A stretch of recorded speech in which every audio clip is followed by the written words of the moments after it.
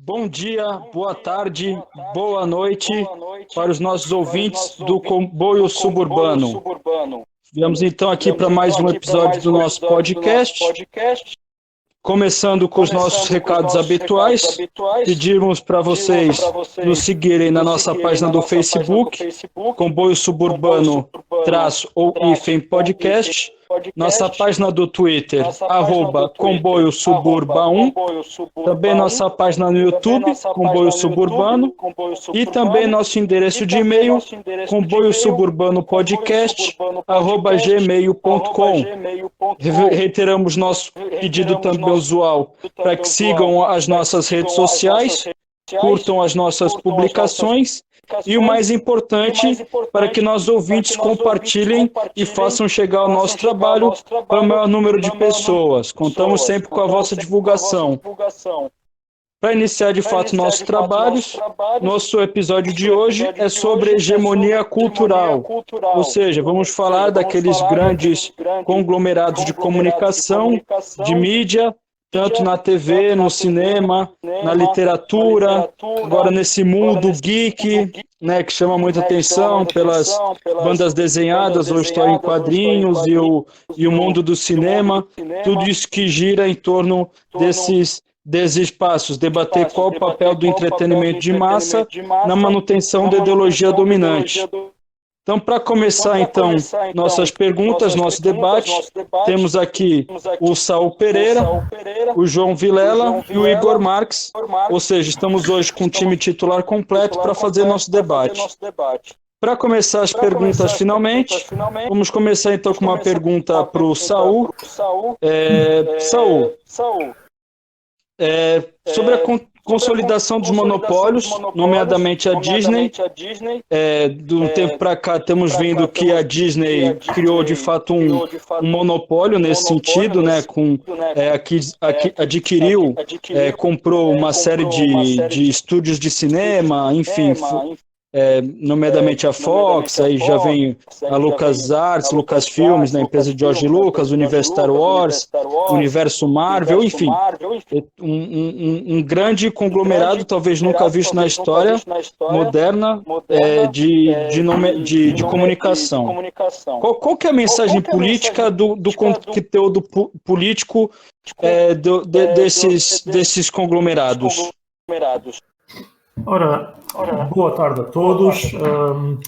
É assim, o processo que fomos acompanhando desde há alguns anos da consolidação do monopólio da Disney é interessante politicamente, exatamente porque demonstra, como já foi demonstrado em tantos outros setores, a passagem do capitalismo concorrencial para o capitalismo de monopólio. Pode não ser ainda absoluto, mas a tendência é óbvia. Portanto, atualmente a Disney, como disseste ainda agora, Lucas, adquiriu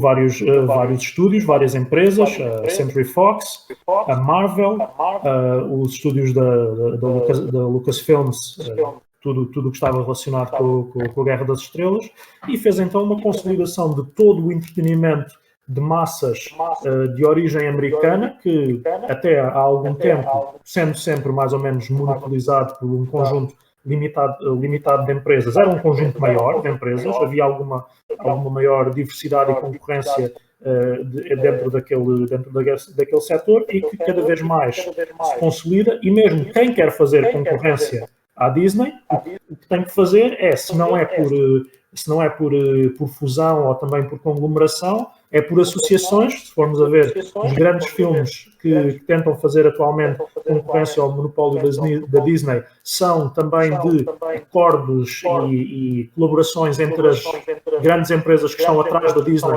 nessa situação, a disputar aqueles 30% que ainda sobram daí. E o que é que vem daí? Vem daí exatamente um domínio comercial, que depois se torna também efetivamente político, de tudo o que é entretenimento que chega para as massas, na esmagadora maioria do mundo ocidental. Nós tivemos nos últimos anos os filmes do universo da Marvel, por mais giros que sejam e coloridos e tudo isso que possam ser, e as histórias possam ser giras para quem gosta de super-heróis, o que nós tivemos foi um domínio quase completo de tudo o que era salas de cinema a transmitirem os filmes sem nunca mais acabar, um domínio a nível dos lucros e da receita de bilheteira, e depois a mensagem política, sempre juntamente com as histórias que são as que já vinham de há muito tempo atrás da banda desenhada, vem uma mensagem política de suporte do imperialismo americano, de suporte de um sistema económico baseado na existência de bilionários, por exemplo, os grandes super-heróis bilionários, os super-heróis patriotas, e toda uma situação que por mais às vezes bonitinhas que as histórias possam ser, há sempre uma mensagem que está ali por trás, que é: o militarismo americano é bom se for usado contra os maus, os bilionários são bons se forem boas pessoas e se andarem a lutar contra os maus, e depois, misturado com isso, há ali umas mensagens progressivas, liberais, dentro daquela facção liberal do capitalismo, de uma diversidade, de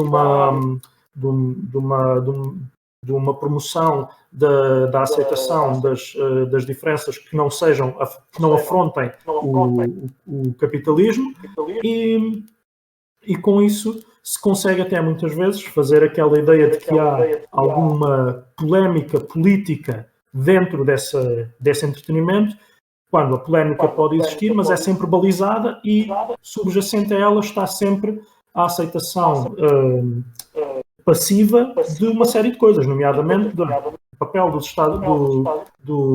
Estados Unidos no mundo, o papel do capitalismo no mundo. Isso nunca é de maneira nenhuma posto em causa num entretenimento que chega todos os dias a milhões de pessoas, seja pelos filmes, séries, tudo.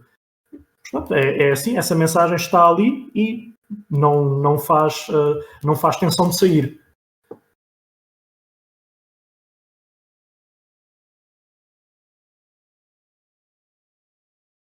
Ok, obrigado, Saul. Agora a pergunta para o Vilela, extrapolando então a questão que o Saul colocou de mais ou menos balizar, né, situar a gente nessa nossa discussão. Como que isso se reflete dentro das lutas, as lutas anticapitalistas, né? Qual que é o reflexo disso que o Saul colocou para as lutas anticapitalistas, Vilela?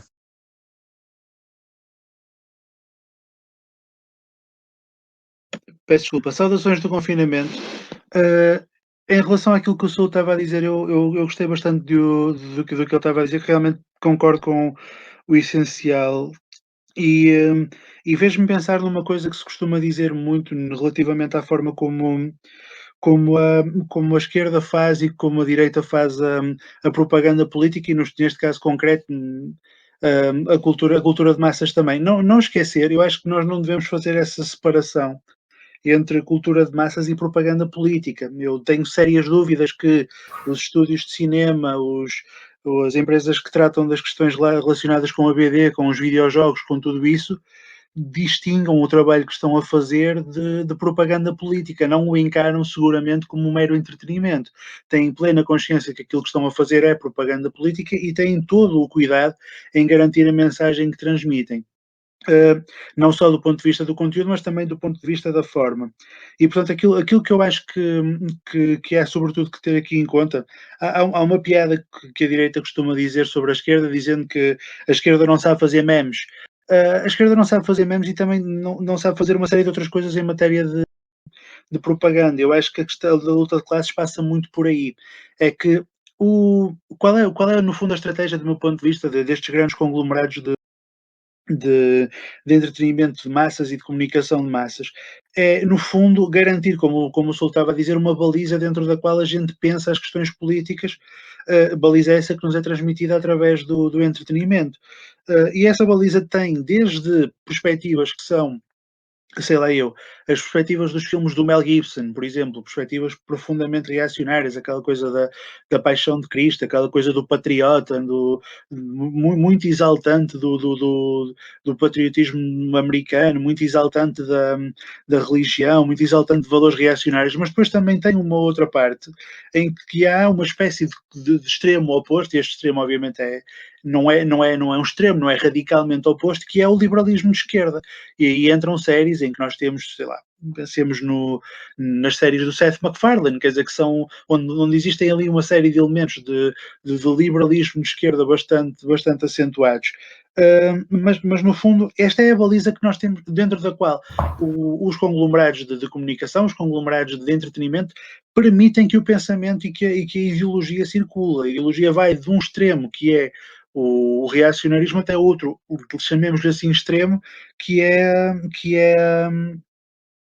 o liberalismo de esquerda, e nunca vai para lá destes dois pontos. Depois, o que é que se faz do ponto de vista de quem tenta romper com esta baliza? De uma forma geral, aquilo que se faz, e eu atiro isto para cima da mesa com todo o risco disto ser uma perspectiva polémica, aquilo que se faz são coisas, de uma maneira geral, bastante aborrecidas. Quer dizer, há assim uma grande quantidade de filmes que são filmes com uma mensagem política mais radical do que aquela que nós veríamos no mainstream, mas depois a forma como esses filmes são feitos é uma forma muito académica, é uma forma muito formatada, é uma forma muito intelectualizada, é uma forma muito chata para um público habituado a ver cultura massificada. E, portanto, é óbvio que são coisas que circulam dentro de nichos, circulam dentro de pequenos grupos de pessoas que já estão convertidas àquela mensagem, nunca chegam a um público massificado e, portanto, há uma dificuldade grande da esquerda, quer a fazer os memes, quer a fazer esta cultura para as massas. De maneira que aquilo que nós temos, e respondendo agora à pergunta do Lucas, aquilo que nós temos como luta de classes dentro da arte mainstream, de uma maneira geral, é uma visão esquerda sobre a luta de classes, na qual, de uma maneira, da qual os trabalhadores acabam sempre por ser mais ou menos impotentes perante o poder da burguesia, na qual existem quase sempre soluções consensuais entre os interesses dos trabalhadores e os interesses da burguesia. Nunca existe uma derrota da burguesia às mãos dos trabalhadores, nem vai passar a haver, porque não é essa a mensagem que os conglomerados querem que passe. E, em segundo lugar, aquilo que nós temos como mensagem revolucionária passa por meio de formatos artísticos que não são massificáveis, que não são feitos para serem massificáveis, porque, e se calhar vamos isto numa segunda parte, quem os faz, embora goste dos trabalhadores, ou antes, embora goste da ideia da revolução, não sei se gosta lá muito da classe trabalhadora. Obrigado, Vilela.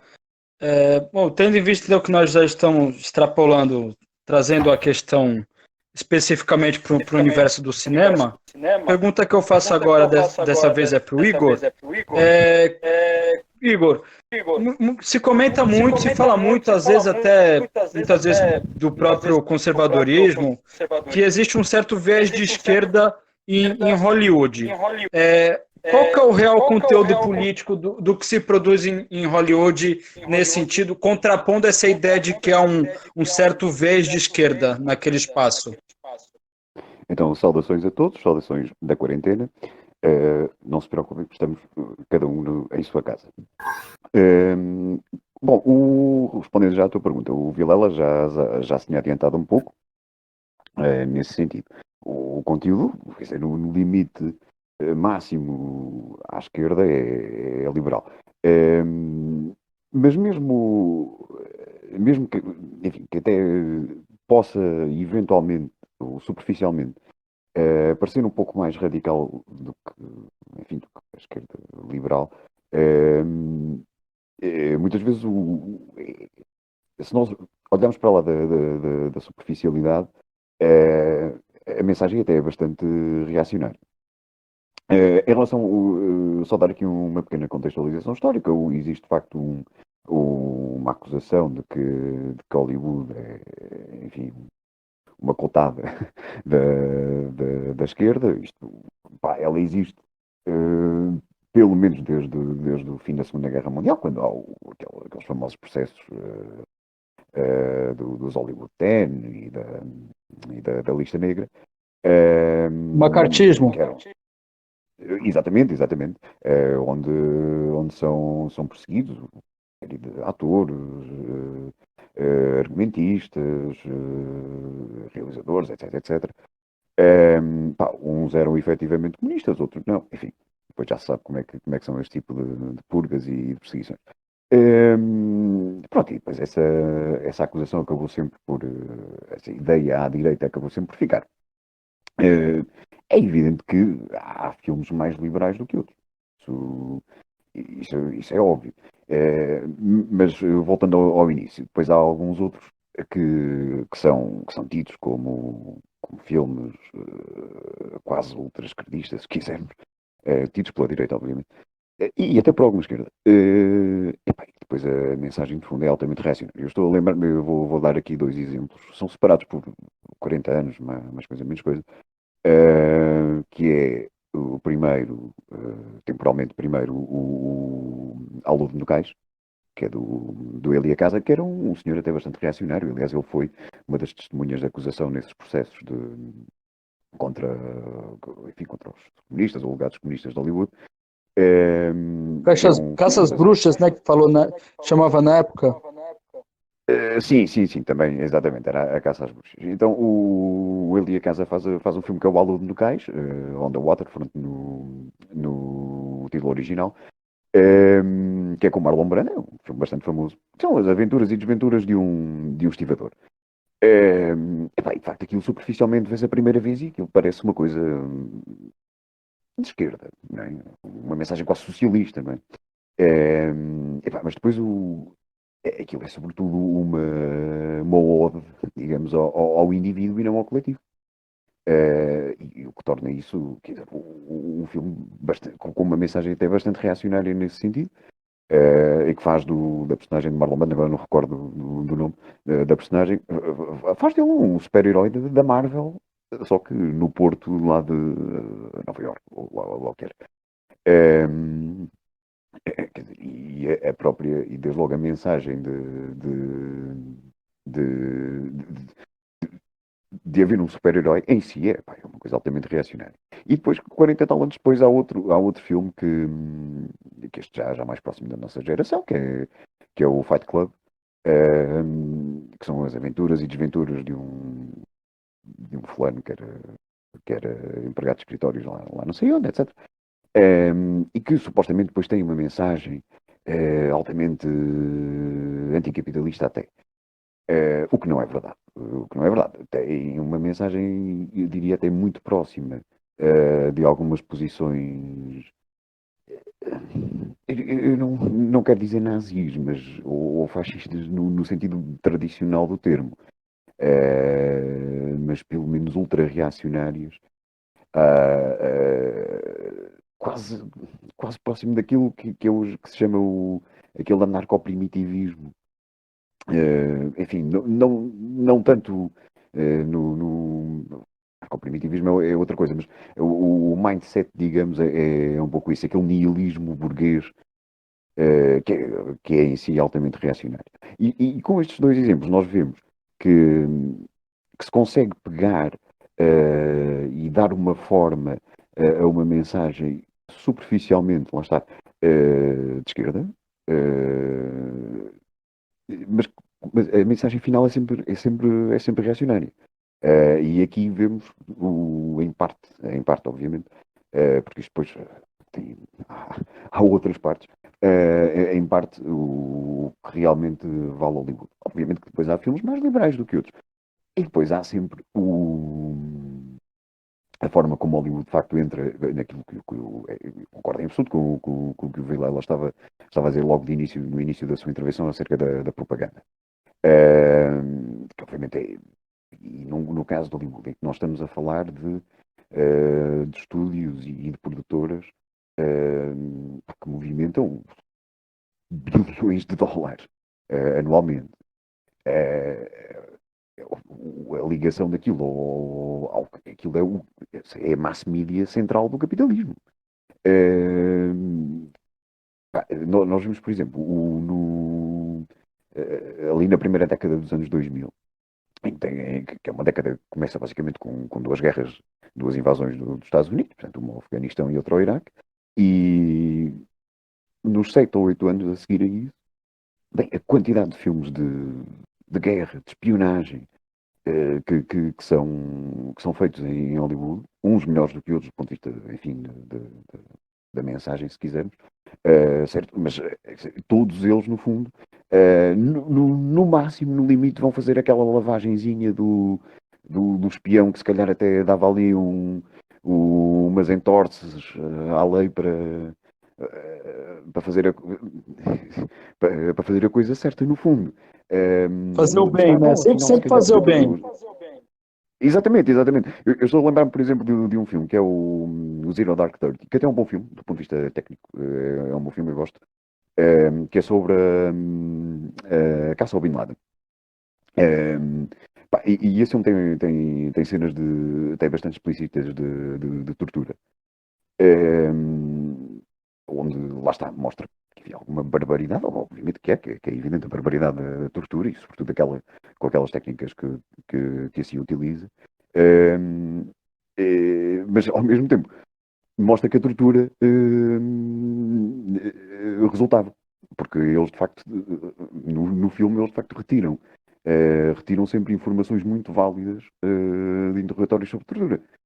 Ou seja, a mensagem até podiam de facto fazer alguma crítica de forma, portanto, uma crítica formal à tortura e aparentemente estavam a fazê-la, mas o que sai no fundo é que aquilo vale a pena e que eles só acabam por só apanhar o Bin Laden à custa de informações retiradas sobre tortura. Portanto, Hollywood vale o que quisermos que valha, mas para mim vale isto. Obrigado, Igor. Próxima pergunta para o Vilela. Então, de acordo assim que a gente está conseguindo trazer na nossa discussão, então, dos filmes da indústria de Hollywood, onde dá para tirar ali explicitamente, às vezes nem explicitamente, mas dá para tirar ali um conteúdo político, existem dois tipos.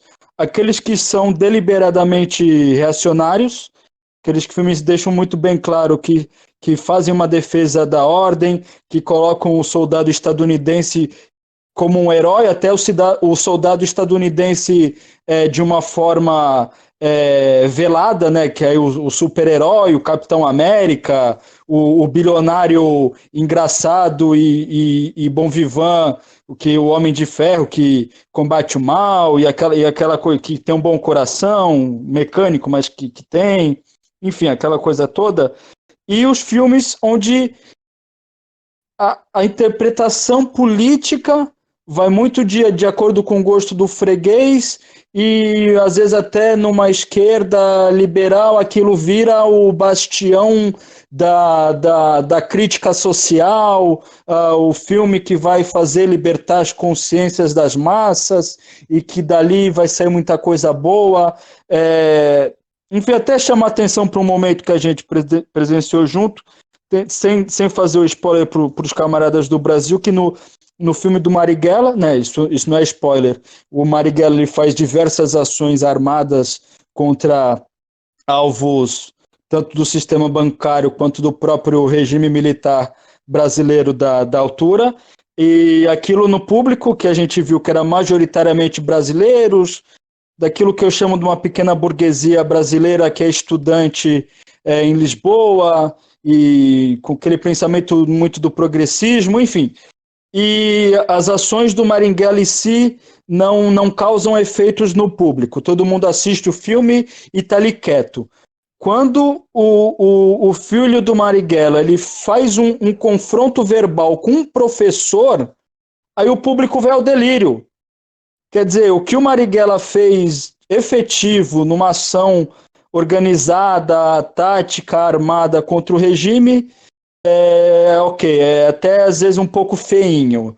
Quando o menino faz um mero, não que seja enfim, mas faz um debate verbal com um professor em sala de aula, aquilo é a glória, né? E como você não acha que então que esses filmes que trazem até o Clube da Luta, que o Igor colocou, que por muito tempo muita gente acha que é um filme até com uma certa vez de revolução, de derrube da ordem, de contestação, mas que pode ser também interpretado de outra maneira. Existe uma cooptação ou de Hollywood dá para sair material de educação revolucionária das massas? Eu acho que há aí várias coisas. Estou aqui. Há aí várias coisas. Primeiro, eu acho que há, por um lado, uma espécie vamos começando por partes. Primeiro há as pessoas que fazem esses filmes e o que é que elas pretendem e o que é que e qual é a relação delas com a própria questão da luta política e quais são as pautas que querem fazer avançar, e experimento tudo, qual é a classe de onde elas vêm, que é também uma questão aí. Tu falavas há pouco dos estudantes brasileiros da pequena burguesia brasileira que estuda em Lisboa, gostei graça à expressão que utilizaste, e esses estudantes que tu falas estão naquela sala e eles têm uma série de aspirações políticas que não são necessariamente o derrubo do capitalismo. Eu não estou com isto a tentar ofender nenhum deles em particular, mas vamos lá ver. Nós estamos a falar de pessoas que saíram de um país que é um país periférico na estrutura capitalista e na divisão internacional do trabalho, que vieram para a Europa, calhou de ser para Portugal, mas podia ter sido para outro país qualquer, estudar.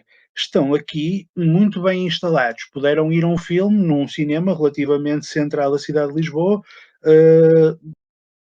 ver um filme que não vai ser exibido tão cedo.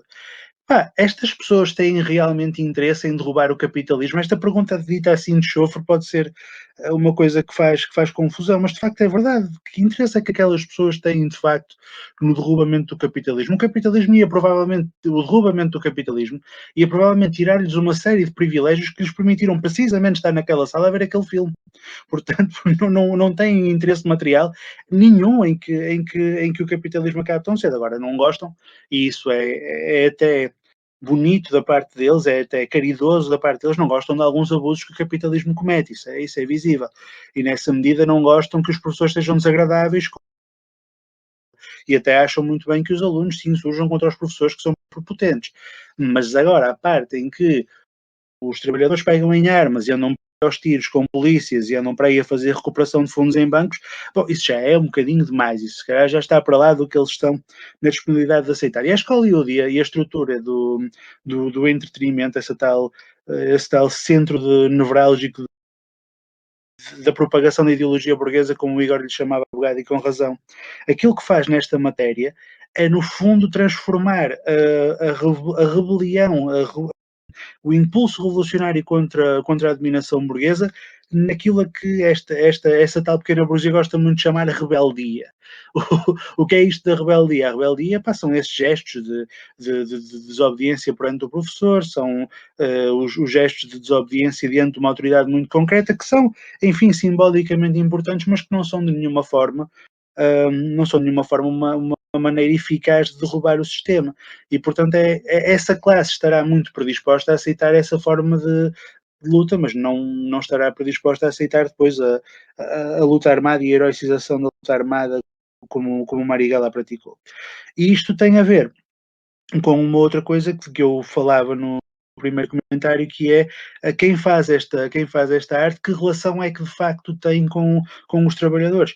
E o facto de nós termos esta hegemonia liberal de esquerda acontece por duas razões. Acontece primeiro porque é o que é tolerado pelo regime, e acontece porque de facto quem está a produzir cultura de massas, mesmo que esteja a produzir cultura de massas com um viés mais fora do mainstream, como por exemplo o filme do Marighella, é um filme que acaba por ser mainstream, mas o ponto de vista que tem é mainstream pela divulgação, bem entendido, mas o ponto de vista que tem é fora do pensamento geral do de um Hollywood qualquer, mas mesmo esses filmes são feitos por pequeno-burgueses e são feitos para pequeno-burgueses. E, portanto, a forma como vão abordar estas questões é a forma que a pequena burguesia tem de abordar estas questões. Ela não vê com maus olhos que existe um certo grau de rebeldia contra o sistema, mas garantidamente não vai heroicizar a revolução, nem vai defender a revolução como caminho a seguir, quando muito vai ou heroicizar os pequenos gestos de rebelião dos trabalhadores, ou então vai, isso também acontece muitas vezes, ter uma atitude chorosa e lamentosa sobre a triste síria dos trabalhadores, que também se vê no filme do Marighella, se vê no outro. E ainda há uma outra possibilidade, que é a heroicização da derrota. Isto também acontece muito nestes filmes de esquerda, que é não se dá voz às situações em que os trabalhadores ganharam. Eu conheço, vocês corrijam-me se estiver enganado, não conheço nenhum filme de esquerda sobre a Revolução Chinesa, que é um triunfo dos trabalhadores, sobre a Revolução Cubana, que é outro triunfo dos trabalhadores. Não conheço nenhum filme assim de grande nome sobre, enfim, há o Reds, talvez, sobre a Revolução Russa, mas enfim, não há muitos. E no entanto, a heroicização Tem os dos do Che derrotados... também. Sim, também, mas a heroicização dos derrotados... Isto não é um desmerecimento da figura do Che. O Che é um derrotado.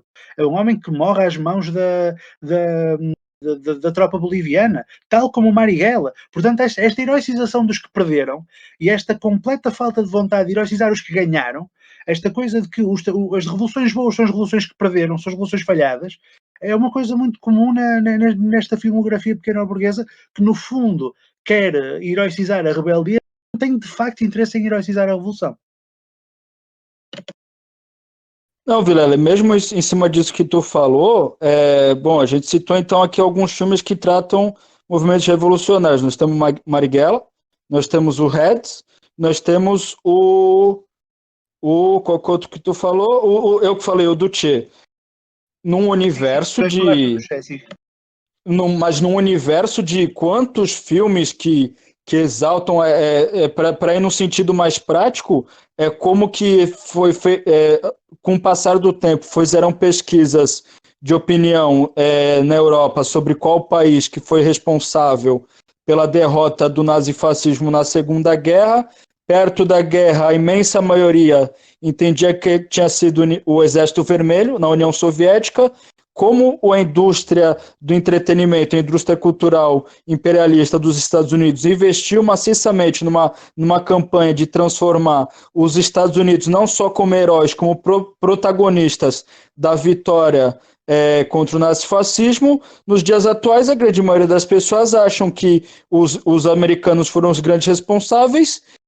Absurdo de achar que aquele crápula, aquele canalha do Churchill ganhou uma guerra mundial com discurso, uma coisa que não existe, ninguém ganha guerra com a porra de um discurso, e secundarizam o papel da União Soviética, até em alguns casos ridículos de quererem igualar e aproximar o regime nazista do regime da União Soviética, o que para ver qual o nível de manipulação, de falsificação da história que é feita através desses instrumentos. Tanto que a gente teve que buscar na memória para achar filmes que tratam do movimento comunista, e a gente pode fazer aqui até amanhã uma lista falando de filmes que glorificam os feitos do exército, do imperialismo através do seu exército, das suas forças armadas. Alguém quer fazer algum comentário em cima disso ou podemos seguir com as perguntas? É assim, há nessa questão até uma situação em que os Estados Unidos têm um conjunto de arte e de arte mainstream e de arte de massas que faz quase o equivalente a um cânon de epopeia das nações ancestrais, que os constrói como constrói o seu mito. O mito dos Estados Unidos, tal como os mitos gregos estavam nas epopeias, está no seu cinema de guerra, basicamente. É ali que está a sua construção enquanto nação mitológica, praticamente, que o alicerçamento na realidade é muito pouco, como tu acabaste de dizer. É isso. Obrigado, Saul. Bom, seguindo aqui com as perguntas, desculpa, mais alguém queria fazer algum comentário em cima do que estamos tratando? Sim, eu queria só acrescentar que aquilo que Claro. o Saúl acabou de dizer, com que eu obviamente concordo em absoluto, só acrescentar que isso até começou ainda antes com aqueles westerns do John Wayne e a forma como retratavam, sobretudo, os índios. E aquela construção dos Estados Unidos contra a barbárie dos nativos e etc. Portanto, o processo não é de agora, não surgiu agora nos últimos 40 ou 50 anos. Aquilo já é, de facto, já no início da cultura de massas, através do cinema nos Estados Unidos, era isso, era a construção, começou logo por aí, a construção dos Estados Unidos, com a conquista do Oeste, essa heroificação toda do cowboy e da cavalaria que ia lá disparar contra os índios. Sim, não só os filmes de western que negam, né, ou que escondem que a formação dos Estados Unidos enquanto nação se deu através do genocídio. Tem aquele filme que A Glória de uma Nação, a História de uma Nação, agora me foge o nome, que a estreia dele foi no... Birth of a Nation. Birth of a Nation. Sim, que a estreia dele foi na própria Casa Branca, numa sessão de gala para o presidente, onde os heróis da história eram Ku Klux Klan. Ah, sim, esse, sim. Pois lá está, quer dizer. Aí está um exemplo, não é? Sim, mas seguindo com as perguntas, nós vamos voltar para o Saul. Saul, notamos, né, no debate para preparar o episódio, que até você referiu, que existiam algumas características na produção desse mainstream, dessa indústria cultural, que era um malthusianismo e um militarismo expressado nos Avengers, no universo Marvel em geral, um medievalismo, né, uma exaltação do período feudal, do monarquismo, que é expressado no Game of Thrones, no Senhor dos Anéis e na fantasia medieval em geral, e que esses pensamentos, essa exaltação desses conceitos que você referiu, tinham algumas aplicações, consequências práticas na formação da ideologia. Fala mais para a gente sobre isso, por favor. Ora, aqui essa questão desses conceitos estarem expressos nesse tipo de cinema, séries e até livros, tem que ser analisado também com alguma subtileza para se perceber exatamente como é que ele acontece. Porque no caso dos Avengers é interessante ver no universo da Marvel em geral, né, em todo aquele arco narrativo criado ao longo de 10 anos de filmes multibilionários, que apresenta como vilão.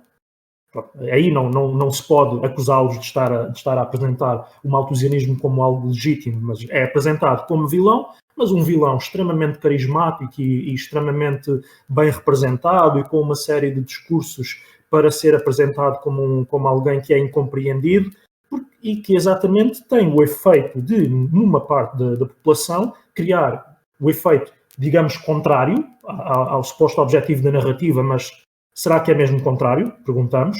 De legitimar o próprio discurso do vilão, que é de que a humanidade necessita de ser,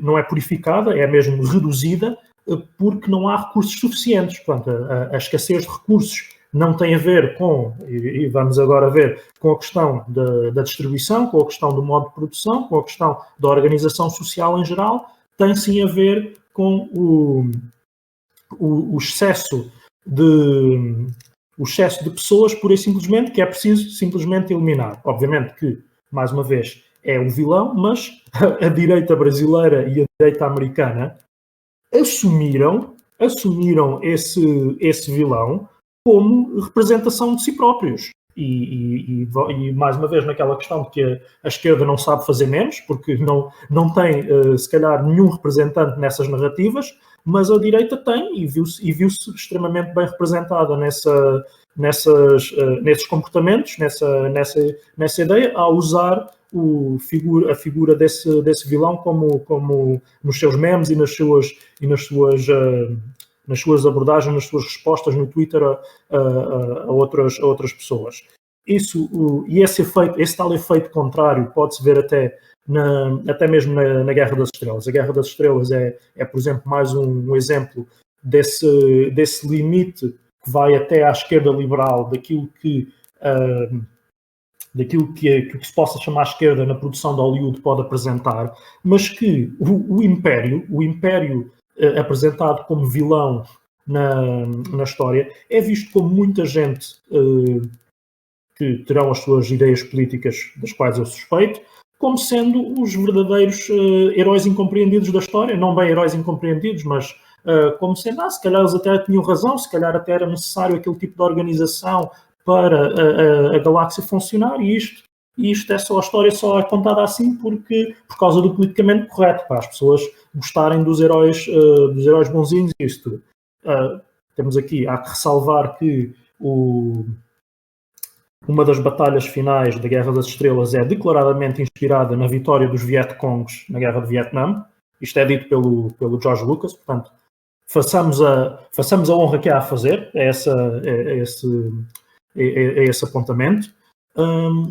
Mas na questão do medievalismo, também aqui na questão da subtileza, por exemplo, o exemplo da Guerra dos Tronos é um exemplo interessante, porque é uma série que teve baseada num conjunto de livros já extremamente popular, que teve uma popularidade imensa ao longo dos 10 anos em que teve em emissão, e que apresenta como mundo horrível, mas fascinante, o mundo medieval.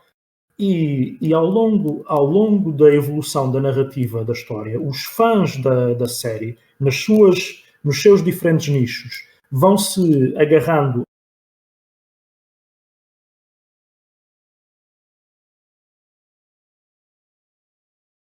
Ficamos sem Saúl.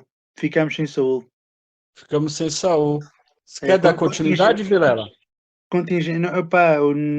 Não sei, passa a pergunta seguinte, não sei. Talvez seja mais simples. Tá bem, assim que o Saul voltar, ele dá continuidade, então.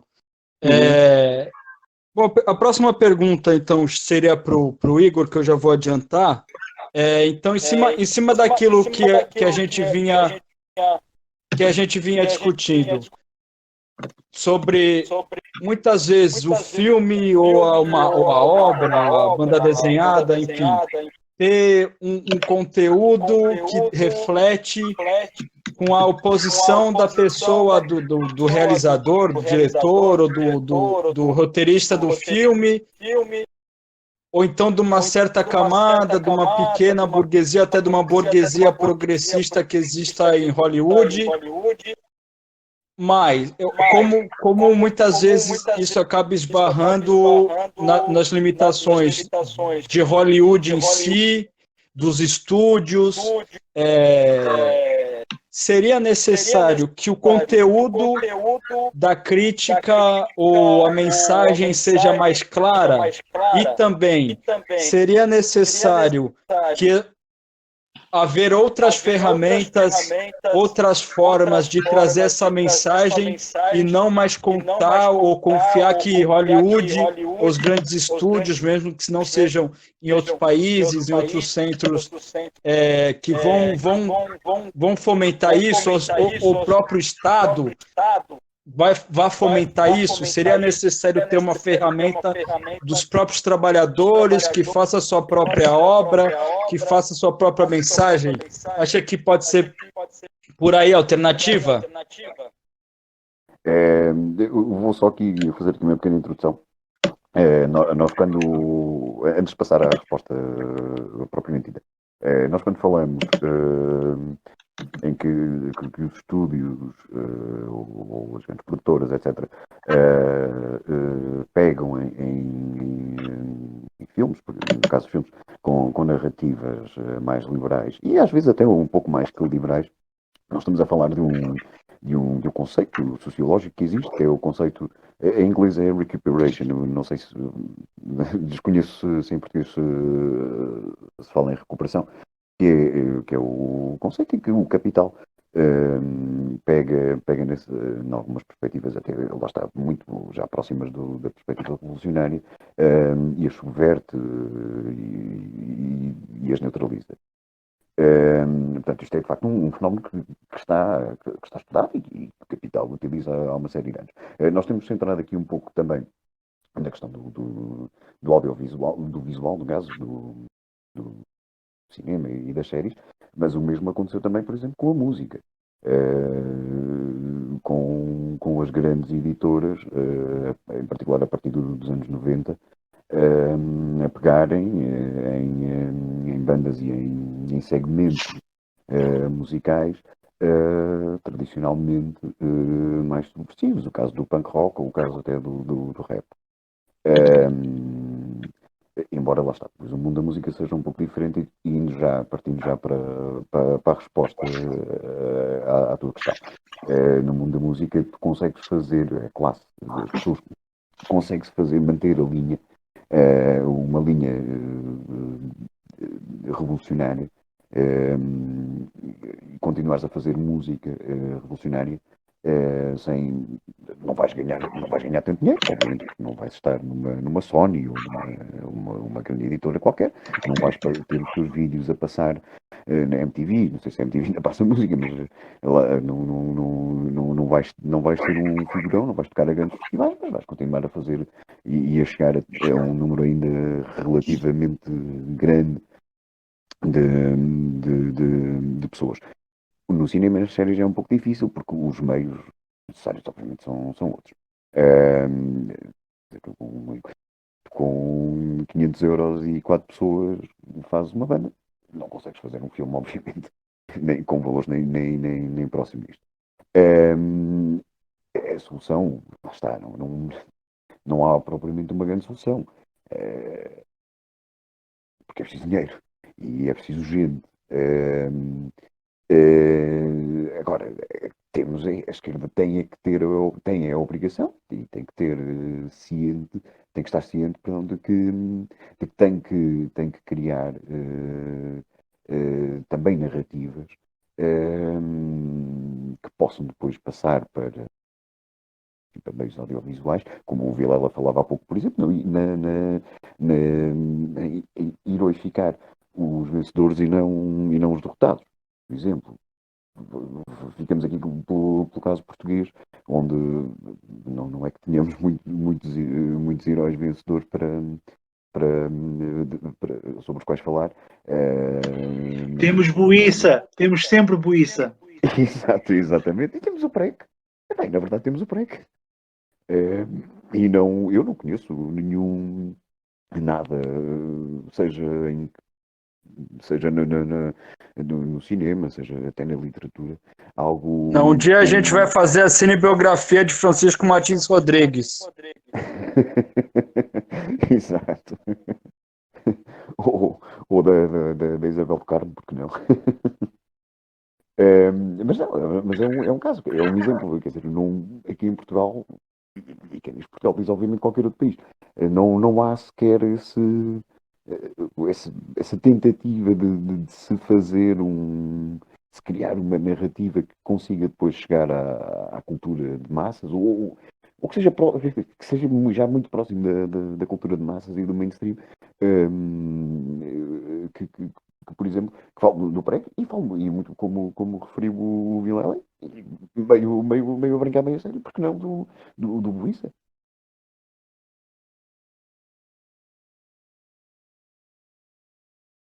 Já tá, Igor?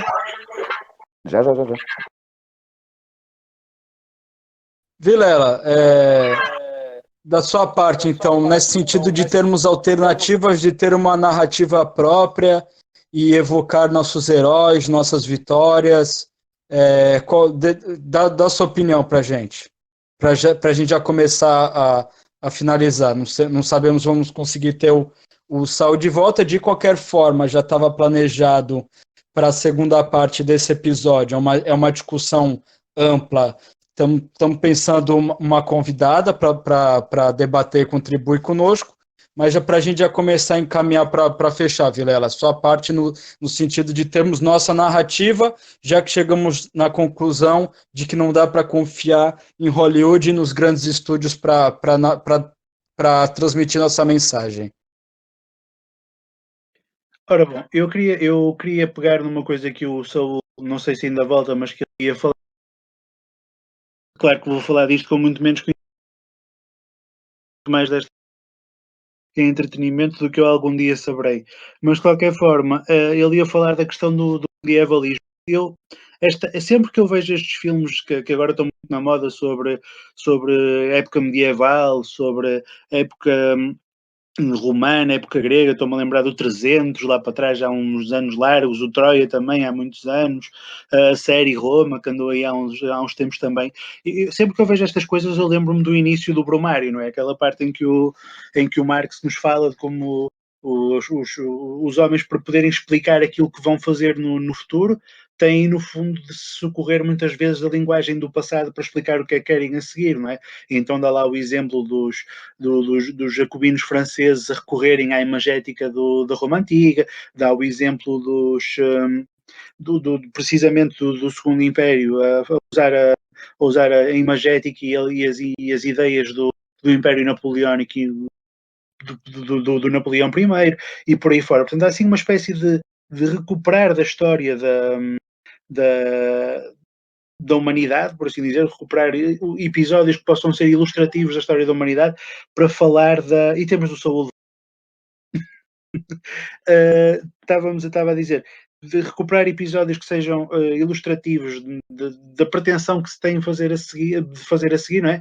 Falar da história de Roma para dizer nós queremos ser tão bons como os romanos, não é? Falar da história da Grécia, nós queremos ser tal como os gregos eram, e falar da história medieval também tem um pouco a ver com nós queremos alguma coisa da época medieval. Eu tenho visto ultimamente uma série de youtubers brasileiros que falam enfim, de coisas que para nós nos parecem de enorme barbaridade, como se fossem uma coisa muito interessante. Falam da última cruzada, falam da questão das cruzadas como tendo sido um movimento de expansão da fé e de uma coisa que foi boa para a humanidade, falam das descobertas, chamemos-lhes assim bem evidentemente, como tendo sido também uma coisa boa e, portanto, o Brasil é uma espécie de construção feita a partir de um processo de expansão da fé cristã e, portanto, os brasileiros mesmo hoje são uma espécie de herdeiros de uma missão histórica, de um dever de expandir a fé, enfim, uma coisa pavorosa. Como é evidente, também há que ir buscar aí à Idade Média alguma destas ideias para nós fazermos todas as crueldades que uma concepção muito muito canhestra do que foi a Idade Média e muito literária do que foi a Idade Média, que é uma época de brutalidade, uma época de violência, etc. Essa é a impressão geral do que foi a Idade Média. É preciso recuperar muito essa imagética para se justificar ainda esse tipo de coisas. Ora, e falando esta o que é que eu acho que uma narrativa de esquerda deve fazer? Uma coisa que o Igor e eu já aqui dissemos, primeiro e antes de mais, colocar o enfoque nos momentos da história em que a esquerda ganha. Esse é um ponto essencial. Nós não podemos passar o resto da nossa vida a falar e elogiar as nossas notas e como nós quase que fazíamos qualquer coisa. Não, que diabo, nós já temos uma história longa, uma história em que em alguns momentos até ganhámos, uma história em que em alguns momentos até ganhámos e continuamos a estar no poder, embora possamos ter críticas ou não ter críticas aos regimes que ainda hoje existem e que se reclamam do capitalismo. A questão é que esses regimes representam vitórias e representam vitórias esmagadoras em muitos desses casos. A vitória do Vietnã, de que falava há pouco o próprio Saúl, é uma coisa que devia ser cantada pela esquerda até hoje. Nós temos uma série de filmes americanos a tentar heroicizar a sua derrota fragorosa no Vietnã. Eu não conheço nenhuma obra potente feita pela esquerda a heroicizar a vitória dos congos. Não conheço nenhuma obra sobre a Revolução Cubana com esse tipo de projeção. E nós devíamos fazer isso, e em Portugal também devíamos fazer isso. Nós temos diversos heróis populares, por assim dizer, que poderiam perfeitamente servir de exemplo histórico / político. É isto que a gente quer ser. Nós queremos ser como os carbonários, nós queremos ser como nós queremos ser como os trabalhadores do PREC fizeram as ocupações, nós queremos ser este tipo de pessoa, nós queremos ser como o Emílio Santana, o homem da bomba na igreja de Salazar, nós queremos ser assim. Porque é que nós estamos sistematicamente a heroicizar aqueles que perderam, aqueles que não conseguiram? Nós temos que heroicizar as nossas vitórias, mas enfim, isto daria pano para muitas mangas. E de facto, num próximo episódio, eu acho que se calhar podíamos partir daqui como é que isto se faz, como é que esta narrativa da vitória se faz para chegarmos a algum tipo de conclusão. Obrigado, Vilela. Portanto, Saul, pronto, continua o que você estava a dizer. Acho que você foi interrompido na hora que você estava introduzindo a questão do medievalismo. Mas, por favor, continua. E já para finalizar aqui, nosso tempo já está chegando perto do limite. Óbvio que os outros, se quiserem contribuir qualquer coisa, fica à vontade. Vai lá, Saul, continua.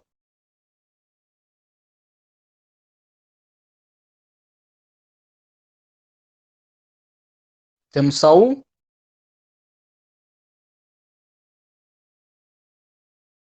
Peripécias do podcast de guerrilha. Fazer Sai do podcast confinamento, com corona não é tão fácil.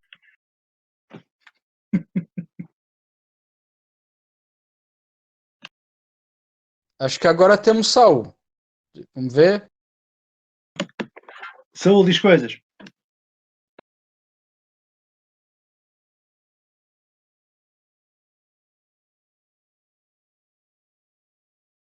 Agora é a parte que a gente tem que entreter nossos ouvintes. Eu acho que o Saul está online, mas a gente não consegue ouvi-lo. Pois é, aparentemente não, ele, pelo que eu percebo, ele ouve-nos, mas nós não o ouvimos a ele. Bom, camaradas, como temos Saul? O Saúl fala no próximo episódio sobre Sim. conseguir Sim. ouvir.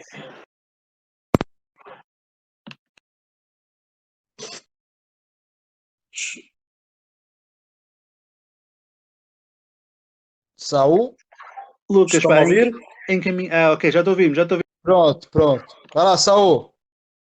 Eu estava então a falar dessa questão do medievalismo que acaba por ser feita, como o Vilela já estava a referir, em narrativas que muitas vezes são apresentadas como crítica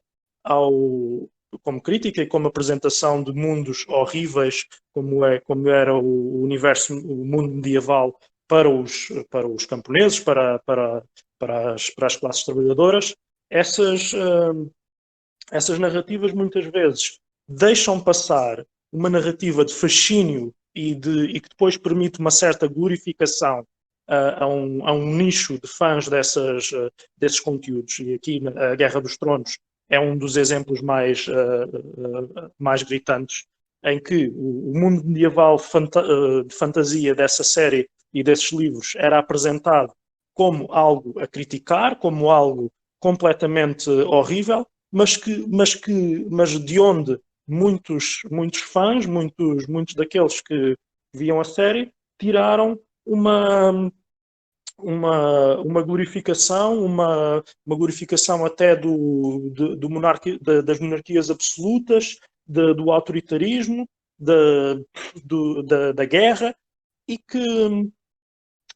da sociedade estratificada, e cheia de rituais que aí é apresentado. O mesmo se apresenta mesmo na questão até da própria Guerra das Estrelas, quando se tem algumas pessoas que ficam fascinadas com o Império, com aqueles que são apresentados como vilões serem afinal os únicos que sabem o que é preciso fazer, que têm capacidade de liderança, e tudo isso apresentado sempre da maneira que supostamente vai contra a narrativa, mas que está subjacente à narrativa essa glorificação. Fechou, Saul? Sim. Tá bem, Saul, muito obrigado. Bom, em cima disso que tu falou também, tem um caso curioso, que eu observo pelo menos no Brasil, que é o Viking, né? Tem gente que é muito brasileira, mas já jura para si mesmo que é viking, né? Bom, de qualquer forma, então, para já, essa discussão nós vamos interromper. Nós já estamos preparando um segundo episódio que vai sair muito brevemente. Estamos preparando uma já entramos em contato e falta pequenos detalhes para confirmar uma convidada muito especial para complementar essa discussão. Então, agradecemos a paciência e a audiência daqueles que nos prestigiam e agradecemos mais ainda aqueles que, por favor, divulgarem o nosso trabalho para que nós possamos trazer isso para o maior número de pessoas. Tá bem? E nesse contexto de coronavírus, de reclusão das pessoas, não está fácil para ninguém. De propósito, nós quisemos trazer um conteúdo diferente para a gente pensar em outras coisas, para a gente pensar no que a gente vai fazer quando isso acabar e vai acabar. E eu deixo como mensagem final que nós vamos ficar todos bem, desde que façamos aquilo que tem que ser feito.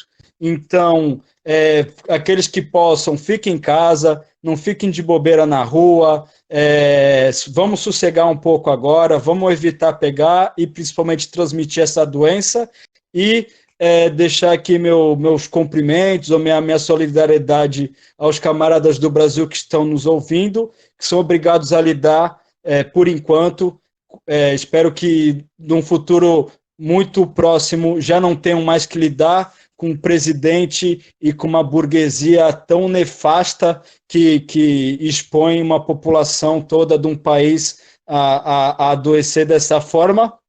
Exemplo daquilo que está acontecendo nos Estados Unidos também, que estão sofrendo com a decisão de gestores da ordem burguesa de uma crueldade muito peculiar, muito particular. Bem, agradecemos então novamente e pedimos para que divulguem nosso trabalho. Muito obrigado e um bom momento a todos os nossos ouvintes.